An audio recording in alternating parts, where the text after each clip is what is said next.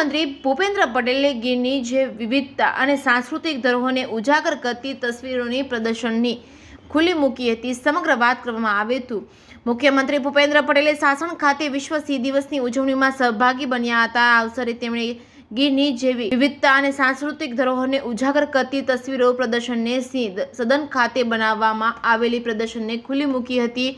મુખ્યમંત્રીએ વન વિભાગના કર્મચારીઓ અને સૌરાષ્ટ્રના વન્ય પ્રાણી તસવીરકારોને ગીર વન્ય પ્રાણી સૃષ્ટિ અને પ્રાકૃતિક સૌંદર્યથી દર્શાવતી તસવીરો નિહાળી હતી. આ મુખ્યમંત્રી તસવીરોના માધ્યમથી ગીરની આગવી અને વન્ય પ્રાણી સૃષ્ટિ અને સંસ્કૃતિને અવગત થયા હતા.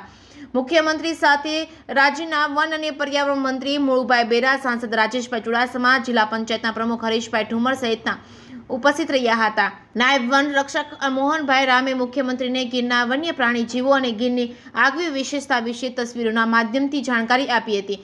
જે કેસની ગુજરાતી સાથે મહેશ વાજા, સોમનાથ.